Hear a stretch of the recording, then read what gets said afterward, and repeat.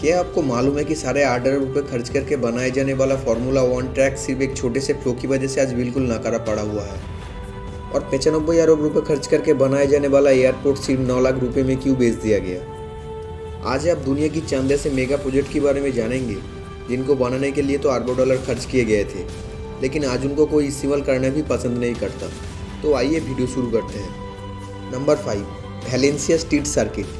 यह है formula 1 street racing में इस्तेमाल होने वाला ट्रैक, जो वैलेंसिया में स्ट्रीट सर्किट के नाम से पूरी दुनिया में मशहूर हुआ करता था।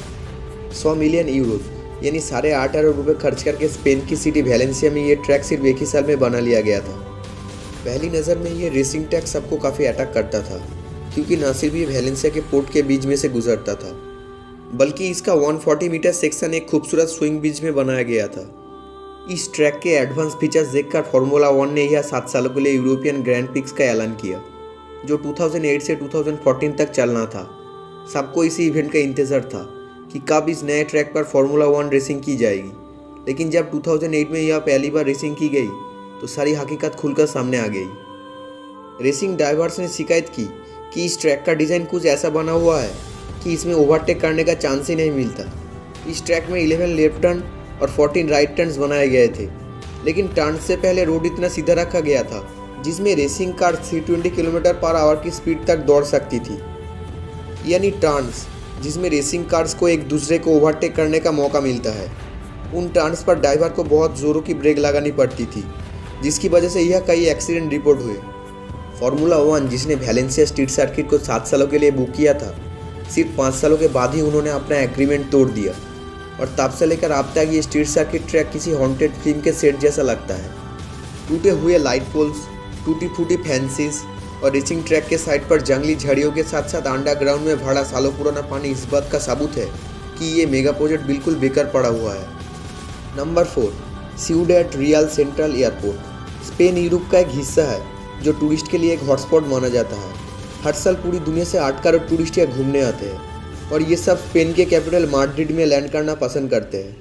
लेकिन मसला ये खड़ा हो रहा था कि स्पेन की कैपिटल सिटी में माड्रिड इंटरनेशनल एयरपोर्ट की कैपेसिटी है सिर्फ 7 करोड़, जबकि यह आने वाले पैसेंजर की तादाद है 8 करोड़। इसी मसले की वजह से एक और एयरपोर्ट बनाने का फैसला किया। 1.2 बिलियन डॉलर्स यानी तकरीबन 95 अरब रुपयों का खर्चा करके सिउडेड रियल सेंट्रल एयरपोर्ट बनाया गया। हड़बड़ाहट में ये एयरपोर्ट बना तो लिया गया था, जिसका मेन मकसद माड्रिड इंटरनेशनल एयरपोर्ट का लोड कम करने का था। लेकिन जब 2009 में ये ऑपरेशन हुआ तो इसको बनाने वाले के पैरों तले ज़मीन ही खिसक गई। जी हाँ, कहलाता तो ये सेंट्रल एयरपोर्ट जाता था, लेकिन ये किसी एंगल से सेंट्रल नहीं था, क्योंकि यह लैंड करने के बाद पैसेंजर्स को माड्रिड जाने के लिए 300 किलोमीटर सफ़र तय करना पड़ता था, जहाँ टूरिस्ट ने ये एयरपोर्ट को बुरी तरह से रिजेक्ट कर दिया। वही कॉमर्शियल एयरलाइंस ने भी अपने फ्लाइट ऑपरेशन सस्पेंड कर दिए। लॉन्च के सिर्फ 2 सालों के बाद ही सिउडेड रियल सेंट्रल एयरपोर्ट बेजान पड़ा हुआ था। बेशक यह कोई पैसेंजर्स आना पसंद नहीं करता था, लेकिन एयरपोर्ट को ऑपरेट करने में ही हर साल करोड़ डॉलर खर्च हो जाते थे। अब बात यह तक पहुंच गई कि 2013 में इसको बेचने का फैसला किया गया। लेकिन कोई आखिर इसको खरीदेगा ही क्यों? आखिरकार 2019 में 95 अरब रुपये खर्च करके बनाए जाने वाला ये एयरपोर्ट सिर्फ और सिर्फ $12,000 यानी 9 लाख रुपये में नीलाम कर दिया गया।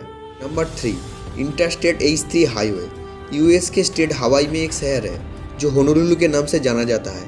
यह एक 26 किलोमीटर लंबा एक ऐसा हाईवे बना हुआ है जो इंतहाई खूबसूरत पत्थरों से होकर गुजरता है। इन नज़रों में इतनी ज़्यादा खूबसूरती है कि यहाँ से गुजरने वाले लोग गाड़ियाँ पार्क करके फोटोग्राफी करते हैं, जिसकी वजह से इस हाईवे के कई स्पॉट पर ट्रैफिक जैम का हादसा रहता है। ये हाईवे जो इंटरस्टेट H3 हवाई के नाम से जाना जाता है, ये खूबसूरत होने के साथ साथ काफ़ी ज़्यादा कॉन्ट्रोवर्शियल भी है। इस हाईवे को बनाने की ज़रूरत 1960 में पेश आई थी, जब यहाँ पर मौजूद यूएस नेवी की 2 बेसेस के दरमियान ट्रैवल करने में बहुत मुश्किल होती थी।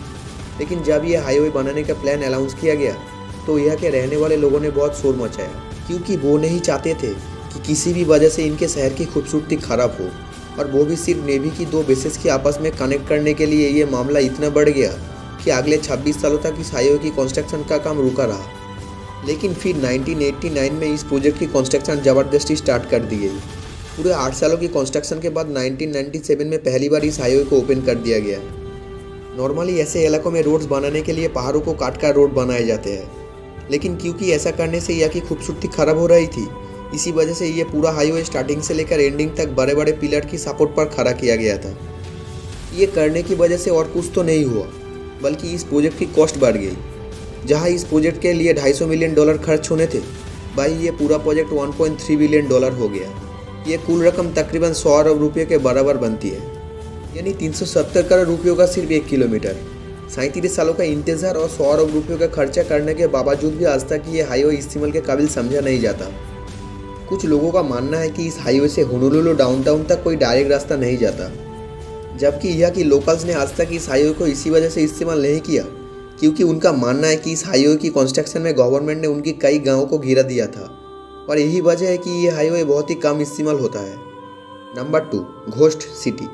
ये है यांगोंग, जो म्यांमार का पुराना कैपिटल सिटी है।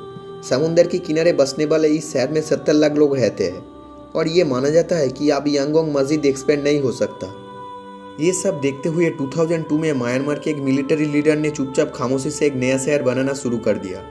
उनका प्लान था कि उनको म्यांमार का कैपिटल सिटी शिफ्ट करना था। म्यांमार दुनिया का पहला सिटी नहीं था जो अपना कैपिटल सिटी चेंज करना चाहता था। आखिरकार 2005 में मिलिट्री लीडर ने अचानक ये अनाउंस किया कि वो कैपिटल शिफ्ट करना चाहते हैं, जिसका नाम नेपिडाओ रखा गया।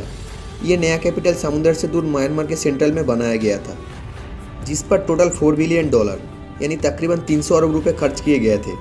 नेपिडाओ में लोगों को अटैक करने के लिए वो सब कुछ बनाया गया था जो किसी मॉडर्न शहर में होता है। 20 lane highway, luxury hotels, golf courses, museums, shopping malls और पुराने कैपिटल में पाया जाने वाला पागोडा भी हुबहू अंदाज में बनाया गया था। लेकिन एक बहुत ही आम चीज़ यहाँ मिसिंग थी और वो थी आबादी। जी हाँ, इस नए कैपिटल में सब कुछ था लेकिन लोग नहीं थे। यह सिर्फ गवर्नमेंट एम्प्लॉयज़ और ब्यूरोक्रेट्स रहते थे। 20 लेन हाईवे जो लाखों गाड़ियों के लिए बनाया गया था, वहाँ किस्मत से ही कई गाड़ी चलती हुई दिखती है। यहाँ का इंटरनेशनल एयरपोर्ट जो 35 लाख लोग हैंडल करता था, पीक टाइमिंग में ही यह सिर्फ 10 या 12 पैसेंजर्स ही होते थे। इसी तरह होटल्स और शॉपिंग कॉम्प्लेक्स इतने वीरान होते हैं कि यह जाते ही डर लगता है। 300 अरब रुपयों से बनाया जाने वाला ये पूरा शहर आज एक ऐसा मंजर दिखाता है जैसे ये भूतों का शहर हो। और अब number 1, Yucca mountain waste repository. Nuclear power plant का वेस्ट मटेरियल अगर प्रॉपर तरीके से स्टोर ना किया जाए तो वो इंसानों को इतना नुकसान पहुंचा सकता है कि उसका अंदाज़ा लगाना भी बहुत मुश्किल है। नॉर्मली अमेरिका का पूरा न्यूक्लियर वेस्ट ड्रम्स में भरकर रिमोट लोकेशन पे छोड़ दिया जाता है, लेकिन 2002 में अमेरिका ने निवाडा स्टेट के यूका माउंटेन में 300 मीटर की डीप टनल खोदकर वहाँ पूरे अमेरिका का न्यूक्लियर वेस्ट डंप करने का प्लान बनाया। ये प्लान था तो बहुत अच्छा, लेकिन निवाडा में रहने वाले लोगों ने इस आइडिया को बुरी तरह से अपोज किया। उनका मानना था कि जब निवाडा में कोई न्यूक्लियर प्लांट्स ही नहीं है तो फिर पूरे अमेरिका का न्यूक्लियर वेस्ट सिर्फ यहीं पर क्यों डंप किया जा रहा है। कई सालों तक ये मामला कोर्ट में चलता रहा कि आखिर यूका माउंटेन में न्यूक्लियर वेस्ट डंप होना चाहिए कि नहीं। आखिरकार प्रेसिडेंट ओबामा के दौर में ये फैसला किया गया कि यूका माउंटेन में न्यूक्लियर वेस्ट डंप नहीं किया जाएगा। हैरतअंगेज तौर पे $17 बिलियन यानी 1300 अरब रुपये खर्च करके बनाया जाने वाला ये प्रोजेक्ट आज एक ही पोजीशन में है कि इसके आसपास भी कोई भटकना पसंद नहीं करता। उम्मीद है ये वीडियो भी आप लोग भरपूर लाइक, शेयर और चैनल को सब्सक्राइब जरूर करेंगे।